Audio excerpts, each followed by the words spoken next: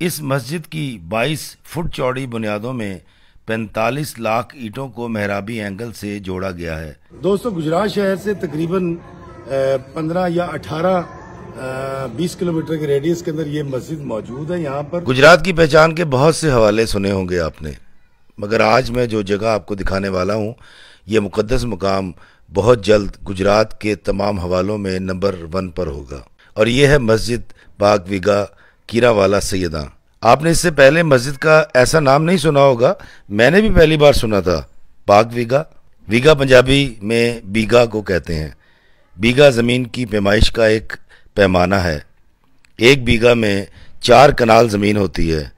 بیگا کو پنجابی میں ویگا کہتے ہیں۔ وجہ تسمیہ تو آپ کو سمجھ آ گئی ہوگی۔ یہ مسجد آنکھوں کے ماہر ڈاکٹر فرخ حفیظ صاحب نے بنوائی تھی۔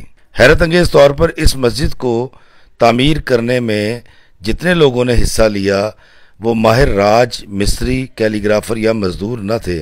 اس کی تعمیر میں حصہ لینے والے سب کے سب لوگ تعمیرات کے کام سے نابلد تھے، مطلب انجان تھے۔ اس مسجد کی 22 فٹ چوڑی بنیادوں میں 45 لاکھ اینٹوں کو محرابی اینگل سے جوڑا گیا ہے، جس کا مقصد مسجد کو قدرتی آفات یعنی زلزلہ اور گیسوں کے اخراج سے محفوظ رکھنا ہے۔ پچھلے 20 سال سے اس دلکش اور حسین مسجد کا کام جاری ہے۔ اس خوبصورت آرکیٹیکچر کو دیکھنے کے لیے پاکستان اور پاکستان کے باہر سے لاکھوں لوگ سال بھر آتے رہتے ہیں، جو کہ خوشائند بات ہے۔ السلام علیکم میرے عزیزو قارب، میں ہوں افتخار رفیع، پیارے پاکستان کے شیروں دلیروں کے شہر گجرات سے، اور میں آج آیا ہوں ویگا شریف، اور یہاں پر ایک بڑی یونیک، بڑی حسین اور بڑی ہی ونڈرفل قسم کی ایک مسجد ہے، جو ایک عام پاکستانی نے بنوائی، جو ڈاکٹر تھے آنکھوں کے، اور 2000 میں اس کا کام شروع ہوا تھا اور آج تک جاری و ساری ہے۔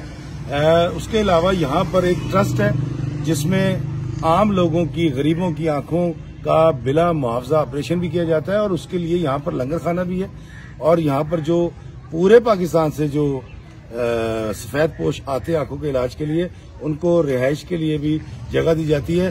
آئیں پہلے میں آپ کو دکھاتا ہوں لنگر خانہ اور وہ جگہ جہاں پر آنے والے لوگ سوتے ہیں، اور اس کے بعد میں آپ کو دکھاؤں گا وہ مسجد۔ میرے پیچھے آپ دیکھ رہے ہیں، یہاں پر لکھا ہے کہ ہر ماہ کے پہلے اور تیسرے سوموار کو جو سفید پوش پاکستانی ہیں، جن کو عرف عام میں غریب کہا جاتا ہے، ان کی آنکھوں کا بلا معاوضہ علاج کیا جاتا ہے۔ اور یہ دیکھیں یہاں پر کتنا رش ہوتا ہے، جس کی وجہ سے اتنے سارے بینچ یہاں پر رکھے گئے ہیں، اور جو لوگ آتے ہیں ان کو فری لنگر بھی کھلایا جاتا ہے۔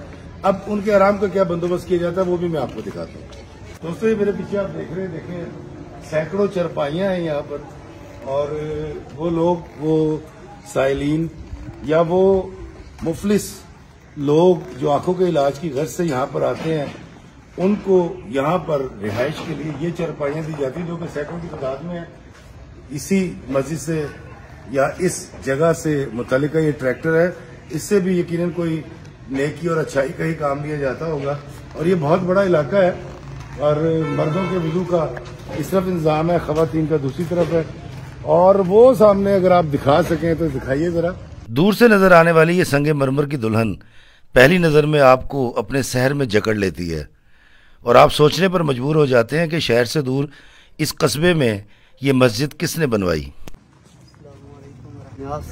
ادھر دیکھا آپ کی آواز میں نے پہچان لی، آپ کی کافی ویڈیو دیکھی ہوئی ہے میں نے، واشی مسجد کی اور سیالکوٹ مکروا جو اس کی۔ جی جی جی فن تعمیر کا یہ نادر نمونہ بلا مبالغہ آنے والے وقتوں میں دنیا بھر کے مسلمانوں کے لیے قابل فخر بھی ہوگا اور قابل دید بھی۔ آئیں یہ مسجد آپ کو اندر سے دکھاتے ہیں۔ دوستو، اس مسجد کی تعمیر کے لیے جو ماربل ہے وہ یہیں پر اس کو پروسیس کیا جاتا ہے، اور پھر یہیں سے مسجد میں تعمیر کے لیے مطابقت رکھتی ہوئی ٹائلیں اور سلیں یہاں سے مسجد میں لگا دی جاتی ہے۔ میرے پیچھے آپ دیکھ رہے ہیں بڑی خوبصورت یہ مسجد ہے، اور اس طرح کا ایک مانومنٹ یا اس طرح کی آرکیٹیکچر بادشاہوں کے دور میں تو ضرور ہوا کرتا تھا، لیکن آج کے دور میں ایک پاکستانی کی ایک کاوش قابل تعریف ہے۔ آئیں چلتے ہیں مسجد کے اندر۔ مسجد میں داخلے سے پہلے بائیں جانب میری نظر پڑی تو وہاں لکھا ہوا تھا ورکشاپ۔ پوچھنے پر پتہ چلا کہ کیونکہ سنگ مرمر کے سوا اور کوئی پتھر یہاں استعمال نہیں کیا جانا تھا، اس لیے یہاں ایک ورکشاپ قائم کی گئی جہاں پر سنگ مرمر کی کٹائی، تراش خراش اور کیلی گرافی کی جاتی ہے۔ پچھلے 20 سال سے دن رات مسجد کا کام جاری ہے۔ میرا تجسس بڑھتا جا رہا تھا، شاید اسی لیے میری چال میں تیزی آ گئی تھی۔ مسجد میں داخل ہوتے ہی آپ کے منہ سے بار بار نکلتا ہے سبحان اللہ، سبحان اللہ، سبحان اللہ۔ آج کے جدید دور میں قدیم انداز تعمیر آنکھوں کو بہت بھلا لگتا ہے۔ اس مسجد کو تعمیر کرتے وقت موتی مسجد آگرہ کے نقشے کو سامنے رکھا گیا تھا، مگر بعد میں ناگزیر وجوہات کی بنا پر اس مسجد کا نقشہ تبدیل کر دیا گیا۔ اس مسجد کی تعمیر میں کسی ہنرمند یا ماہر تعمیرات کی خدمات نہیں لی گئیں، ایسا کہنا ہے یہاں کی انتظامیہ کا۔ کیونکہ یہ منصوبہ لمبے عرصے تک چلنا تھا، اس لیے انڈیا، ترکی یا روم سے منگوائی گئی لیبر یا ہنرمند اتنا لمبا عرصہ یہاں ٹھہر نہیں سکتے تھے، اور اگر ٹھہر جاتے تو ان کو افورڈ کرنا ناممکن تھا۔ ڈاکٹر صاحب کی شبانہ روز محنت اور محبت رنگ لائی اور مقامی ہنرمندوں کو مطلوبہ تعمیرات کے لیے ٹرینڈ کر لیا گیا۔ ہنرمندوں کی رہائش اور کھانے پینے کا مستقل بندوبست کیا گیا۔ بڑی محبت اور خشوع اور خضوع کے ساتھ آج تک اس عالی شان مسجد کی تعمیر جاری ہے اور شاید اگلے 3 سے 4 سال تک جاری رہے گی۔ اس مسجد سے جڑی ایک بات ہمیشہ دلوں میں گداز پیدا کرتی رہے گی، اور جب اس کی تاریخ لکھی جائے گی تو وہ تاریخ کا حصہ ہوگی، اور وہ یہ کہ اس مسجد کی تکمیل سے پہلے اس مسجد کی تعمیر کا خواب دیکھنے والے ڈاکٹر فروخ حفیظ اللہ کو پیارے ہو گئے۔ وہ تو اس مسجد کی تکمیل نہ دیکھ سکے، مگر رہتی دنیا کے لوگ اس مسجد کو دیکھیں گے، نماز پڑھیں گے، اور اس کا ثواب ڈاکٹر صاحب کو ملتا رہے گا۔ گجرات شہر سے تقریباً 18 سے 20 کلومیٹر کے درمیان یہ مسجد واقع ہے، اور میں آپ کو بتاؤں کہ ساری سنگ مرمر سے بنائی گئی مسجد ہے، اور بادشاہوں نے تو بڑی بڑی مسجدیں بنائی تھی، لیکن ایک فقیر منوش درویش نے یہ سٹیپ لیا ہے، اور جب آپ یہاں آتے تو اس میں محو ہو جاتے ہیں۔ آپ سوچ بھی نہیں سکتے کہ آپ ایک ایسی جگہ پر آئیں گے جہاں پر آپ ایک سنگ مرمر کی گاؤں کے اندر مسجد دیکھیں گے، اور جس کو اپنی مدد آپ کے تحت بنایا گیا ہو۔ اور جیسا میں نے آپ کو باہر دکھایا کہ اس کی تمام جو سنگ مرمر کو جو تراشا جاتا ہے یا جو اس پہ کیلی گرافی کی جاتی ہے، وہ سارا کام یہیں پر ہوتا ہے۔ اور یہ مسجد بلا مبالغہ پاکستان نہیں، شاید دنیا کے اندر یونیکنس کے حوالے سے ایک الگ پہچان رکھتی ہے، اور اس کے فرش سنگ مرمر کے، اس کی دیواریں سنگ مرمر کی، اور سارا منظر اتنا خوبصورت اور اتنا حسین لگتا ہے کہ انسان کی آنکھ اس پر ٹھہرتی نہیں ہے۔ جو اس کا فرش ہے یہ سارا سنگ مرمر کا، اس کی دیواریں سنگ مرمر کی ہیں، اس کی دیواروں پر قرآنی آیات جو ہیں وہ لکھی گئی ہیں۔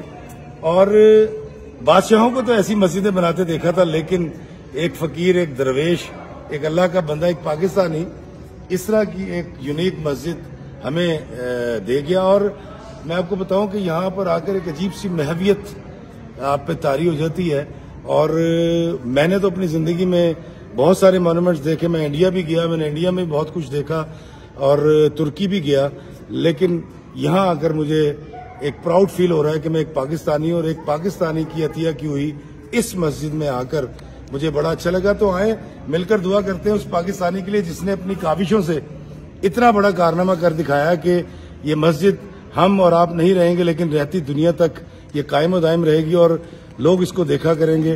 دوستو یہ دیکھیں، یہ آرچز بنی ہوئی ہیں، بڑی خوبصورت یہ جالیاں ہیں، اور اس طرح کی رگڑائی کے بعد یہ جالیاں آپ کو شاہی قلعہ لاہور میں یا مغلیہ آرکیٹیکچر میں ملتی ہیں، لیکن آپ دیکھیں کہ ایک سادے سے آدمی نے کتنا بڑا کام کر کے دکھا دیا۔ بڑی خوبصورت مسجد ہے، اور اس مسجد کو دیکھ کر مجھے بڑی روحانی خوشی ہو رہی ہے۔ ایک بات اس مسجد کے حوالے سے یہ کہی جاتی ہے کہ جن صاحب نے یہ مسجد تعمیر کروائی تھی، ان کو خواب میں آقا دو جہاں سرکار مدینہ صلی اللہ علیہ وآلہ وسلم کی زیارت ہوئی، اور سرکار نے ان کو یہ حکم دیا تھا کہ اس جگہ پر ایک مسجد بنائی جائے۔ اور یہ قصہ جب یہاں آپ آئیں گے تو یہاں پر جو اٹینڈنٹ ہیں وہ آپ کو یہ واقعہ سنائیں گے بھی۔ اور اس طرح کی مسجد میں نے اس طرح کسی پرائیویٹ بندے کو بناتے ہوئے پہلی بار دیکھا ہے۔ اور اس مسجد کی تعمیر کے اندر بڑے خوشی اور خضوع کے ساتھ کام کیا گیا. اور مجھے یہاں ابھی ایک صاحب بتا رہے تھے کہ بغیر وضو کے اس مسجد میں کوئی کام نہیں کیا گیا. یہاں پر کام کرنے والے وہ راج ہوں، وہ مصری ہوں، جو پتھر کا کام کرنے والے ہوں یا کیلی گرافی کرنے والے ہوں، وہ باوضو ہو کر اس مسجد کی تعمیر میں حصہ لیتے ہیں.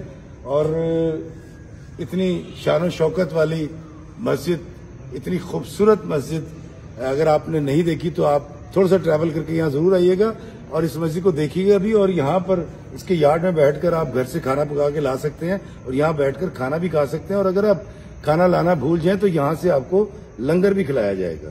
حي على الصلاة حي على الصلاة